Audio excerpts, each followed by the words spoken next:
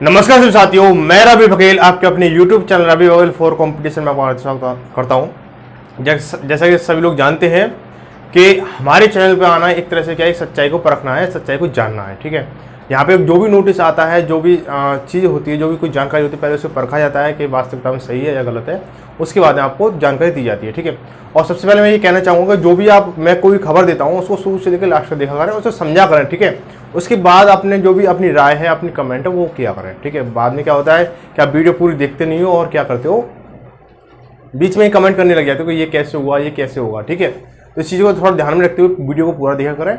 उसके बाद में अगर आपको कोई डाउट हो तो आप कमेंट किया करें। ठीक है, तो चलो बढ़ते हैं वीडियो की तरफ में। तो वीडियो का टॉपिक है आज में एसआई, यूपीएसआई के बारे में कुछ टॉपिक है। यूपीएसआई के बारे में कुछ बात करने वाले, थंबनेल आपने देख लिया। यूपीएसआई के बारे में कुछ बात करने वाले हम लोग। तो यूपीएसआई के देखो कुछ कुछ एक पॉइंट है जिसके बारे में बात करने वाले। देखो सबसे पहली बात है कि ये इतना लेट कैसे हुई। नंबर एक, लेट कैसे हुई भर्ती, ये भर्ती लेट कैसे हुई,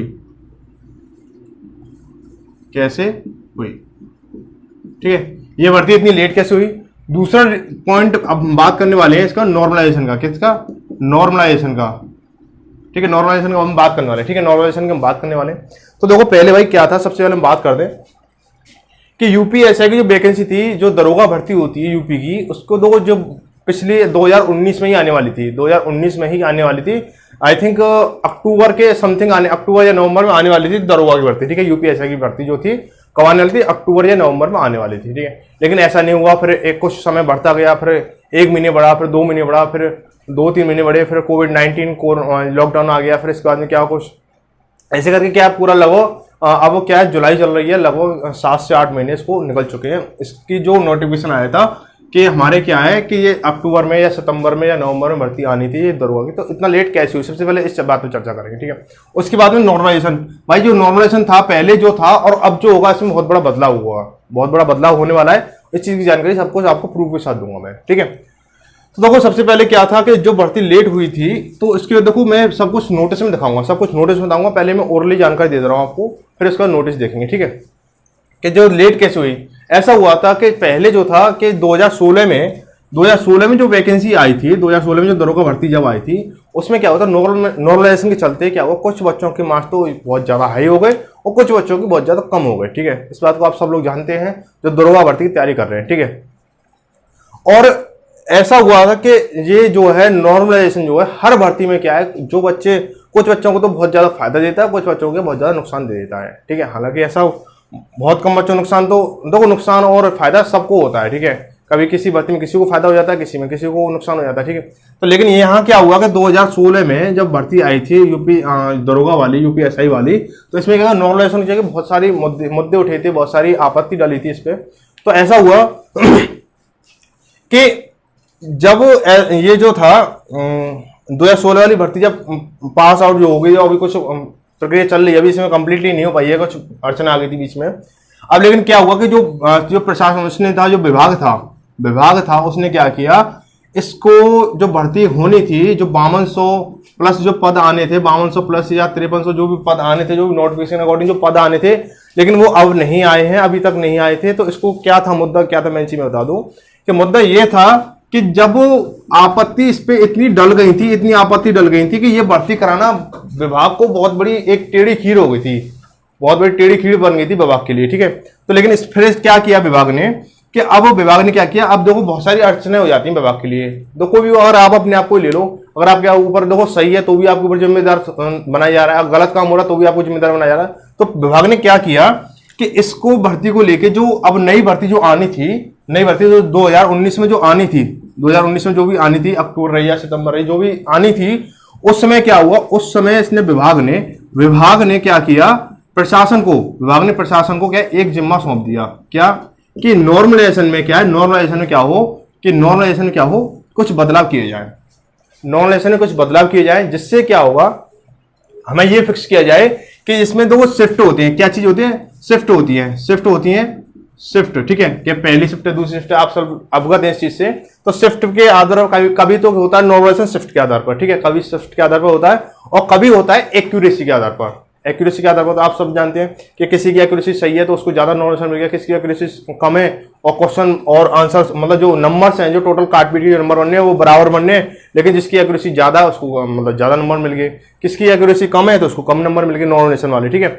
और जो भी उसके और जो शिफ्ट है, जैसे पहली शिफ्ट में ऐसे मान के चलो 4 शिफ्ट है, 1 2 3 4, पहली, दूसरी, तीसरी और चौथी, तो ऐसा कुछ था। तो इसमें क्या था कि पहली जो शिफ्ट होगी उसको ज्यादा नॉर्मलाइजेशन मिलता था, दूसरी शिफ्ट थी उसको उससे थोड़ा कम मिलता था, तीसरी को थोड़ा कम, और चौथी को लगा जो चौथी शिफ्ट होती थी, जैसे एक एग्जाम के तौर पर ले रहा हूँ क्योंकि ऐसा है कि तो कई शिफ्ट में पेपर हुआ था, जो चौथी शिफ्ट यानी लास्ट की शिफ्ट होती थी उसमें तो मान लो कि जो आपने नंबर प्राप्त किए हैं उसमें से भी नंबर कट जाते थे, जो आपने नंबर प्राप्त किए हैं, जैसे मान के चलो आपने 150 नंबर प्राप्त किए और आपके क्या लास्ट वाली शिफ्ट नंबर आ गया, तो कह सकते हैं कि आदमी मान के चलो 5 नंबर माइनस ही कर दिया आपकी नॉर्मलाइजेशन के नाम पे, ठीक है, नॉर्मलाइजेशन के नाम पे क्या कर दिए 5 नंबर माइनस कर दिए। हो सकता है कि आपको 5 से मतलब 10 नंबर माइनस कर दिए, और यहाँ पे अगर फर्स्ट शिफ्ट में आपका पेपर आ गया तो क्या हुआ कि आपके प्लस 10 नंबर बढ़ा दिए, या 10 से 20 नंबर तक भी बढ़ जाते हैं, ठीक है। और कुछ भर्तियों में तो ऐसा हुआ है कि 30 नंबर भी नॉर्मलाइजेशन के मिले हैं, 30 नंबर भी क्या नॉर्मलाइजेशन के मिले हैं। तो अब भाई बात आती है यहाँ पे बच्चों के अधिकार की हनन की, ठीक है।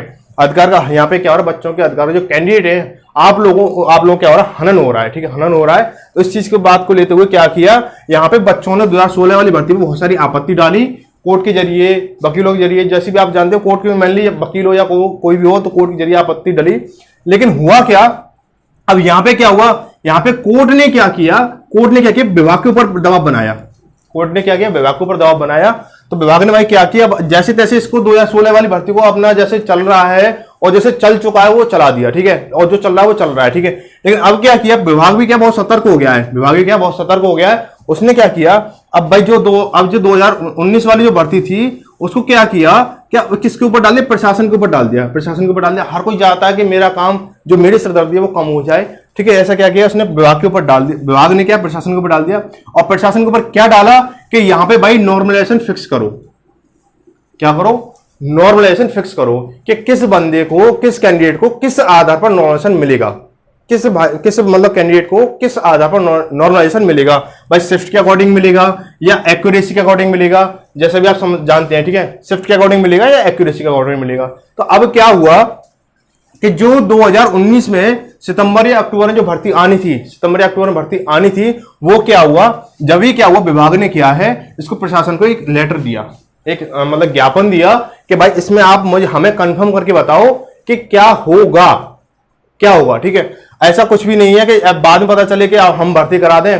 फिर बाद में आपत्ति पे आपत्ति जैसे तारीख पे तारीख चलती रहे और बच्चे क्या हम लोगों को परेशान करते हैं और हम बच्चों को परेशान करते रहे, ठीक है। तो इससे क्या प्रशासन बच जाएगा, ठीक है, प्रशासन बच जाएगा। तो विभाग ने क्या किया, प्रशासन को ये सारी जिम्मेदारी सौंप दी, ठीक है। इसके बाद क्या किया, प्रशासन ने 2019 से जो सितंबर अक्टूबर से जो प्रक्रिया चल रही थी भर्ती के लिए, उसको क्या है काम करना शुरू किया, ठीक है, काम करना शुरू किया। अभी हाल ही में क्या हुआ कि 9 जुलाई को क्या हुआ, प्रशासन ने एक एक्शन लिया और उसमें एक्शन में सारी चीजें बता दी। और यहां पे क्या किया, 9 जुलाई को क्या किया, सप्तम, ठीक है, सप्तम संशोधन के बारे में बात की गई है, ठीक है, सप्तम संशोधन, ठीक है, सप्तम संशोधन के बारे में, इसके बारे में बता दिया कि सप्तम संशोधन हुआ है और भर्ती को लेके जो भी है सप्तम संशोधन किया गया है। अब जो कोई भर्ती आएगी नहीं, जो एसआई की जो दरोगा की जो भर्ती आने वाली, यूपीएसआई की जो भर्ती आने वाली है, उसका जो नोटिफिकेशन होगा, उसकी भर्ती प्रक्रिया होगी, जो नंबर का नॉर्मलाइजेशन सिस्टम होगा वो सप्तम संशोधन के अकॉर्डिंग होगा।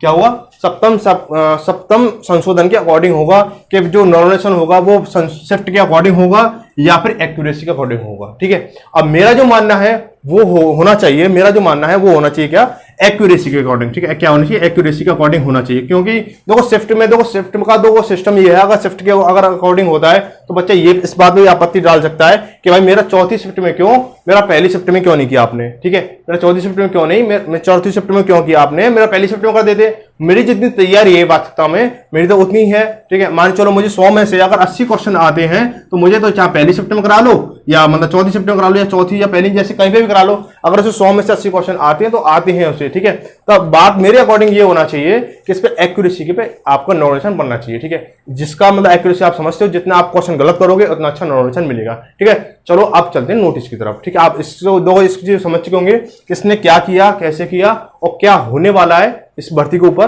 वो सारी जानकारी अभी कोई यूट्यूब नहीं दे रहा हो, कोई यूट्यूब चैनल पर किसी ने नहीं दी होगी, इस ना एक्चुअली नहीं किया होगा इस चीज को, ना ही किसी ने इस चीज के बारे में बताया होगा, ठीक है। चलो हम चलते हैं नोटिस की तरफ, ठीक है। चलो भाई, तो देखिए साथियों, ये आपका नोटिस है, ये नोटिस है आपका, एक अखबारी कटिंग है। इसमें आपको मैं बता दूं थोड़ी जानकारी के लिए कि देखो यहाँ पे आपको साफ साफ दिख रहा होगा कि भर्ती बोर्ड ने शासन को भेजा उप निरीक्षक नियमावली में संशोधन का प्रस्ताव, ठीक है। मतलब जो नियमावली है, जो उप निरीक्षक यानी जो यूपीएसआई की जो वैकेंसी है उसके लिए क्या किया है, यूपीएसआई की भर्ती के लिए क्या किया है कि मतलब नियमावली संशोधन के लिए प्रस्ताव भेजा है, ठीक है। तो लगभग ये जो आपकी जो अखबारी कटिंग है, ये लगभग आज से लगभग 9-10 महीने या कह सकते हैं 1 साल पुरानी है, ठीक है। अब मैं इसके बारे में बता देता हूँ आपको, ठीक है कि भर्ती बोर्ड ने उप निरीक्षक और निरीक्षक नागरिक पुलिस, यानी आप जानते हैं कि यहाँ पे जो वैकेंसी जो निकलने वाली है वो किसकी, नागरिक पुलिस यानी सिविल पुलिस के दरोगा यानी निरीक्षक और उप निरीक्षक यानी दरोगा और एसआई की भर्ती निकलने वाली है, नागरिक पुलिस यानी सिविल पुलिस की, ठीक है। चलो आगे बोलते हैं, सेवा नियमावली में संशोधन के लिए प्रस्ताव प्रशासन को भेज दिया है, जल्द ही इसे कैबिनेट में लाया जाएगा। उत्तर प्रदेश पुलिस भर्ती एवं प्रोन्नति बोर्ड के अध्यक्ष राज कुमार विश्वकर्मा यानी आर.के. विश्वकर्मा, जो हमारे अभी इसमें जो भर्ती बोर्ड के जो अध्यक्ष हैं आर.के. विश्वकर्मा यानी राजकुमार विश्वकर्मा ने बताया कि पुरानी प्रक्रिया में लिखित परीक्षा को मार्किंग को लेकर कुछ मतभेद थे। 2016 दरोगा भर्ती प्रक्रिया में अंकों की गणना को लेकर अभ्यर्थियों ने सवाल उठाए थे, ठीक है, और अदालत का दरवाजा खटखटाया था। न्यायालय का कहना था कि अंकों की गणना किस आधार पर हो इसका निर्धारण शासन करे, जबकि मौजूदा भर्ती नियमावली में अंकों की गणना किस आधार पर की जानी है इसके निर्धारण का अधिकार भर्ती बोर्ड को दिया गया है, ठीक है। यानी जो 2016 में जो भर्ती चल रही थी उसका जो अंकों की जो गणना थी, अंकों का जो निर्धारण था वो भर्ती बोर्ड को ही था, लेकिन जो अब जो नई भर्ती आने वाली है यानी जैसे 2020 का जो नाम दिया जा रहा है वो किसका होगा, शासन का होगा, ठीक है। शासन चाहेगा जिस तरह से भर्ती का वो जो गणना है, अंकों गणना वो की जाएगी, ठीक है। तो आगे चलते, इसके निर्धारण का अधिकार भर्ती बोर्ड को दिया गया है। ऐसे में भर्ती प्रक्रिया में कोई विवाद ना हो इसके लिए भर्ती नियमावली में ही संशोधन का निर्णय लिया गया है। जल्द ही इसका प्रस्ताव शासन को भेजा जाएगा, जैसे ही जहां से कैबिनेट द्वारा नियमावली के संशोधन के बाद दरोगा 6000 पदों पर भर्ती प्रक्रिया शुरू की जाएगी। यानी पहले तो 5200-5300 कुछ था पद, लेकिन यहाँ पे 6000 पदों की घोषणा की गई थी, ठीक है। चलो आगे बढ़ते हैं। इसके बाद ये तो था भर्ती बोर्ड ने क्या है, प्रशासन को भेजा था, यानी शासन प्रशासन को क्या है, नोटिस भेजा था या ज्ञापन दिया था इसके बारे में, ठीक है। चलो आगे चलते हैं, आगे क्या हुआ अब आगे हम बताएंगे आपको। ये आपकी क्या है कि 9 जुलाई 2020 की क्या ये खबर है, ठीक है। 9 जुलाई 2020 की खबर है। इसमें थोड़ा जानकारी ले लेते हैं कि उप निरीक्षक सॉरी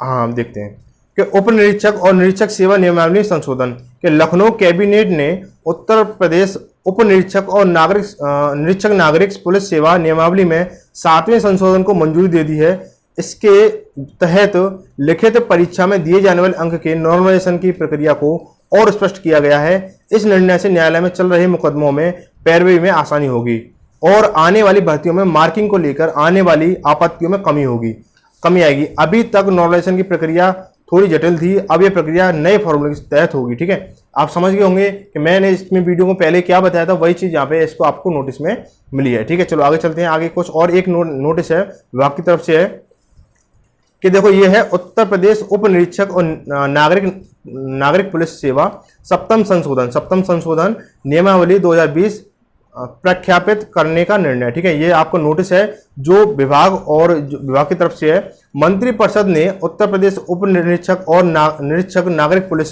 सेवा सप्तम संशोधन नियमावली 2020 के प्रख्यापन के प्रस्ताव की स्वीकृति प्रदान की है। यह निर्णय उत्तर प्रदेश उप निरीक्षक और निरीक्षक नागरिक पुलिस सेवा नियमावली 2015 के नियम 15 का लिखित परीक्षा की टिप्पणी संख्या 2 में अभ्यर्थी द्वारा प्राप्त अंकों के प्रमाणीकरण प्रक्रिया को और अधिक स्पष्ट किए जाने हेतु किया जाएगा। तो साथियों इसमें आप समझ चुके हो। अभी इनका क्या है, देखो अब आज की डेट के हिसाब से देखा जाए तो इसमें क्या है, जो नियम बनाया गया वो बन चुका है, ठीक है। आगे की बातें देखेंगे हम वीडियो में, ठीक है। चलो वीडियो की तरफ चलते हैं, आगे बातें हम वीडियो की तरफ एक्सप्लेन करेंगे, ठीक है। चलो भाई वीडियो की तरफ चलते हैं। तो साथियों आपने नोटिस में देख लिया है कि भर्ती बोर्ड ने प्रशासन को, जो शासन है उसको क्या दिया था, नोटिस दिया था। आपने सब कुछ देख लिया है। इसके बाद में क्या होना है कि आपका सप्तम संशोधन तैयार हो चुका है।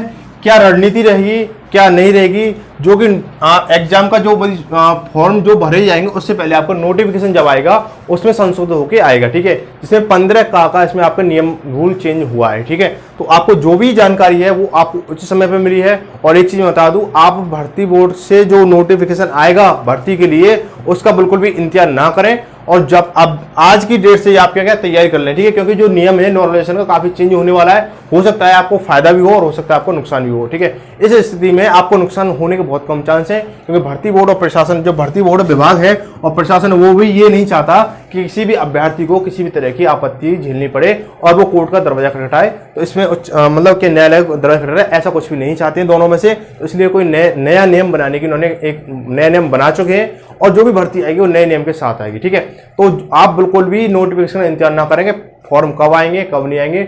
और मुझे ये उम्मीद है कि जो फॉर्म है अगस्त के लास्ट में या सितंबर के स्टार्टिंग में आने की संभावना है। यानी अगस्त के लास्ट में और सितंबर के स्टार्टिंग में आने की संभावना है यूपीएससी के फॉर्म की। ठीक है, यूपीएससी की फॉर्म की क्या है, अगस्त के लास्ट या सितंबर की स्टार्टिंग में आने की संभावना है।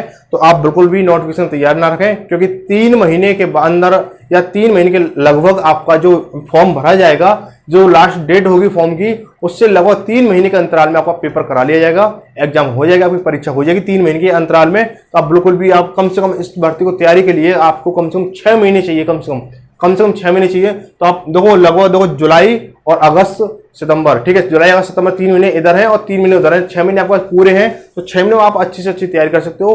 तो इसलिए आप इस भर्ती को गंवाए नहीं, बहुत अच्छा मौका है, सुनहरा मौका है। और एक चीज मैं बता दूं, वो कोरोना के चलते हमारे यूपी में तो भर्ती निकलने का कोई चांस ही नहीं था, लेकिन आपको ये 6000 जो पद है और जो कि 5500 कुछ पद आने थे, 5500 कुछ पद आने थे, उसको लेके क्या 6000 आ गए हैं, क्या 6000 आ चुके हैं। तो आप इस चीज का विशेष ध्यान रखें, तो आप बहुत जल्दी सफलता पा जाओगे अगर आप अभी से लग जाएंगे। ठीक है, तो मैं अभी आपको यहीं तक बात जानकारी थी, और कोई अन्य कोई जानकारी आएगी यूपी पुलिस से रिलेटेड तो मैं इसको आप बहुत जल्दी आपको देने वाला हूं। ठीक है, तो चैनल को सब्सक्राइब कर दें, वीडियो को लाइक कर दें अगर वीडियो पसंद आई तो, और ज्यादा से ज्यादा लोगों को शेयर करें। ठीक है, धन्यवाद। मिलते हैं अगली किसी खास जानकारी के साथ। धन्यवाद। जय भारत, जय हिंद।